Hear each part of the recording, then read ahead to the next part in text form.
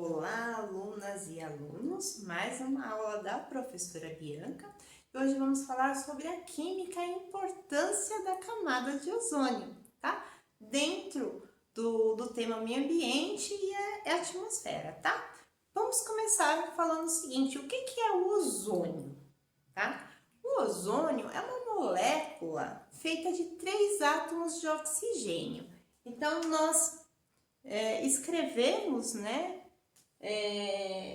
a fórmula do ozônio como O3, tá? E essa camada de ozônio que nós temos acima de nós, né? Ela não está no nosso nível, né, da atmosfera, né? Nós vivemos, por exemplo, na troposfera, tá?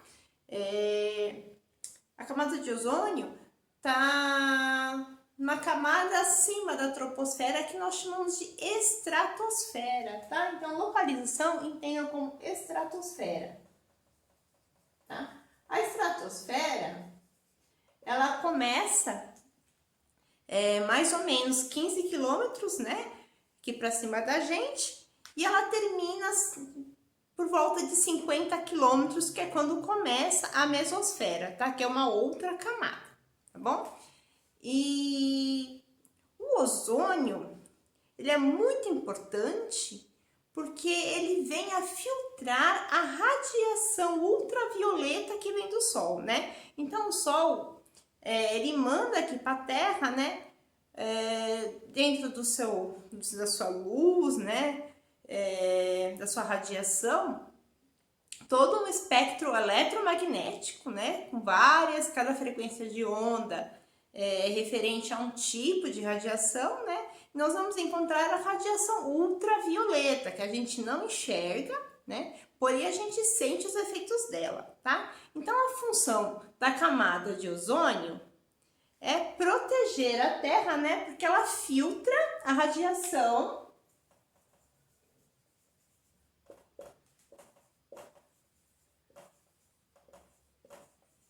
que nós chamamos de ultravioleta, tá? Que eu vou escrever como UV, tá bom? Temos 3 tipos de radiação ultravioleta, tá? Então, nós vamos ter o UVC, o UVB e o UVA, tá?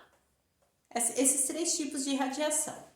Então, o UVC é praticamente todinho filtrado pela camada de ozônio, tá? É a radiação mais perigosa para a vida terrestre, mas ainda bem que ele é filtrado, então ele não chega a nos atingir, né? Se atingir é muito pouco, tá?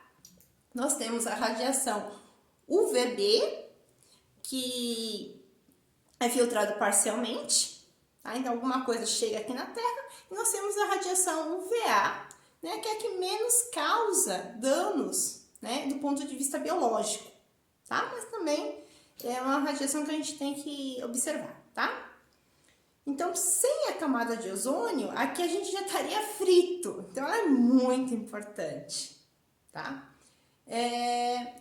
Sendo que uma parte dessa radiação ultravioleta, B, né, ela não consegue ser filtrada e ela chega aqui pra gente, nós temos alguns efeitos prejudiciais, né? Ela causa danos.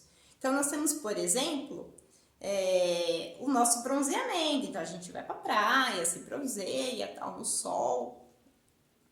Isso até aí é legal. O problema é quando você vier com uma grande exposição, né? Sem uso de filtro solar.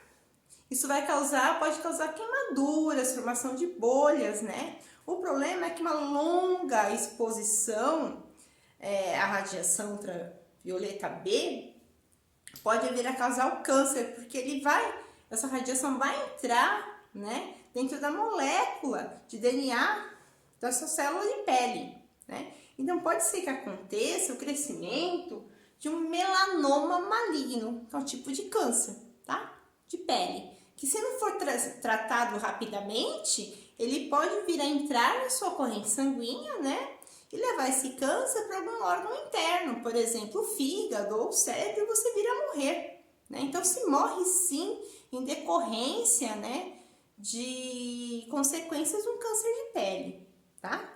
Além disso, a radiação UVB, ela é absorvida, né, pelos olhos, atingindo o cristalino e as córneas, causando catarata, né? Então, com o tempo, com a exposição, você pode ter problemas de visão, tá? Além disso, também afeta o sistema imunológico, deixando você suscetível a doenças.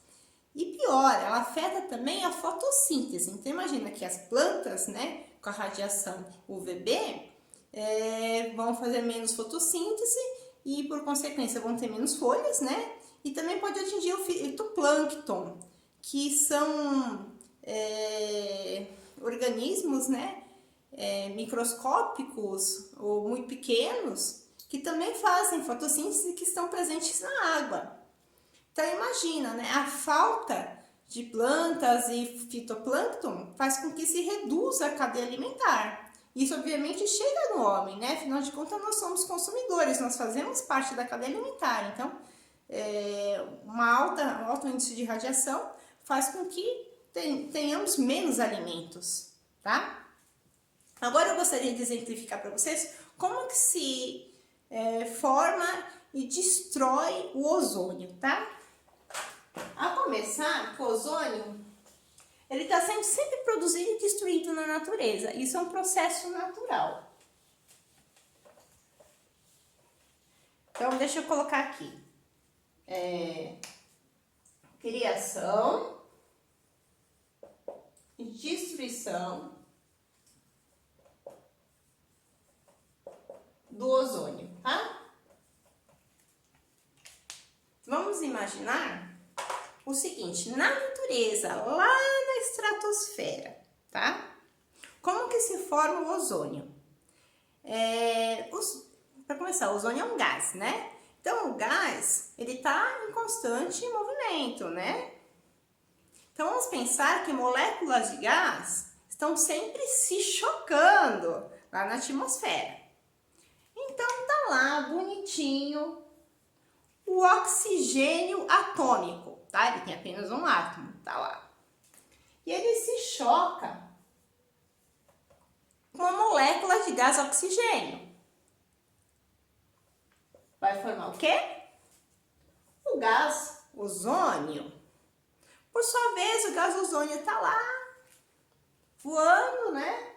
Na atmosfera, passeando, e ele se choca com o oxigênio atômico.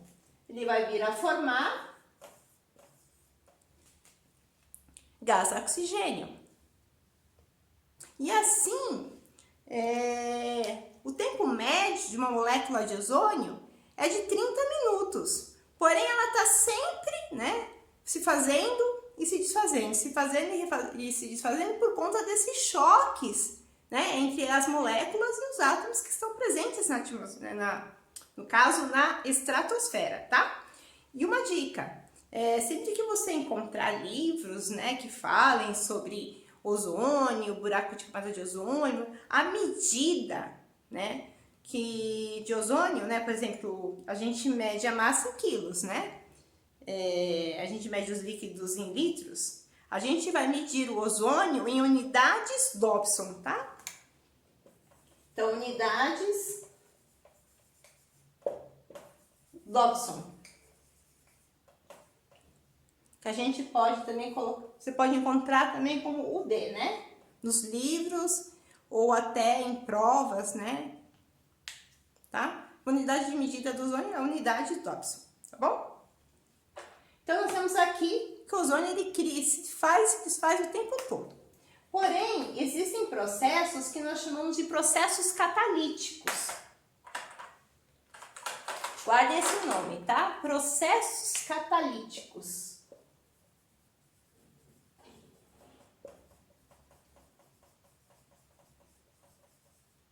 Vamos imaginar que existem moléculas, né, ou átomos que vêm trabalhar como catalisadores no processo de destruição do ozônio, tá? Um catalisador é qualquer substância que vai aumentar a velocidade de uma reação química. Então, toda vez que o ozônio se chocar com determinada molécula, ele vai se desmanchar, tá? Também é um processo natural. Então, vamos imaginar, por exemplo, um óxido de nitrogênio, tá? Ele se choca com um ozônio. O que que vai acontecer? Vão ser formadas duas outras substâncias. E o ozônio está desfeito, tá? Ou então uma hidroxila, tá? Ele também se choca com ozônio. Vai formar duas outras substâncias, por exemplo. E existem várias, né, moléculas que trabalham como catalisadores, né, na natureza, tá? Isso até aí é super normal. Agora eu vou falar sobre a ação humana, né? Porque tudo tem que ter a mãozinha do homem. Então vamos imaginar que existem processos catalíticos que têm fatores antropogênicos, ou seja, o homem tem uma mãozinha dele aqui, tá? Então, vamos imaginar que existem gases que são liberados, né, por conta de atividades humanas, tá? Então, vou dar aqui o exemplo dos clorofluorcarbonos, tá? E dos álons. O clorofluorcarbono, na atmosfera, ele vai se degradar e vai liberar um átomo de cloro, tá? E aqui no caso dos álons, vai liberar átomos de bromo, tá? E esses átomos de cloro, em contato com o ozônio, vão trabalhar como catalisadores. Então, vamos imaginar que um átomo de cloro, ao encontrar com o ozônio, vai formar um monóxido de cloro mais gás oxigênio. Ou seja, o ozônio aqui, ele se partiu, né? Ele deixou de existir, virou outra coisa, né? Então, esse cloro acaba, um átomo de cloro sozinho, ele vai destruir milhares de moléculas de ozônio muito rapidamente, né? Não é igual a degradação e a criação, né? Que é natural por conta do choque dos oxigênios, né? É uma velocidade muito grande. E a gente vê que essa destruição acaba por causar buracos, né, da camada de ozônio. Então, por exemplo, em 1985, os cientistas perceberam que durante alguns meses do ano, a Antártida tem a redução de 50% da sua camada de ozônio. Imagina, o buraco na Antártida chegou a ficar tão grande, que ocupou um espaço de 25 milhões de metros quadrados. Aí você me pergunta, de onde que vem esse cloro? Qual que é a atividade humana, né, que causa a emissão desse cloro? Esse gás, né, CFC, ele geralmente era encontrado dentro de fluidos circulantes de refrigeradores, né, tipo gás de geladeira, espumas rígidas, isolantes, né, e também propelentes de embalagens pulverizadoras, né, os famosos aerosóis, né, tudo isso continha CFC, era um produto corrente, né. E aí, tendo essa preocupação, em 1987, a Organização das Nações Unidas elaborou o chamado Protocolo de Montreal, tá?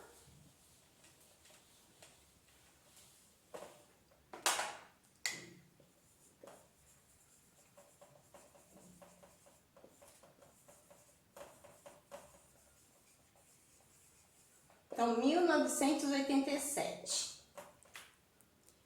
Ele prevê a criação de medidas que visam a redução da emissão dos gases, né, causadores do efeito estufa, através da substituição gradativa desses gases até o seu banimento. Então, por exemplo, hoje se substituiu o CFC das geladeiras por outro tipo de gás, né? Então, se espera que até o ano de 2075 a camada de ozônio volte, né, a ter índices bem próximos do início da década de 80, tá? E a parte muito boa sobre isso é que o Brasil tem cumprido as metas com excelência. Então, parabéns, Brasil, que a gente possa continuar, né? Porque a camada de ozônio é realmente muito importante, tá bom? Então é isso e muito obrigada!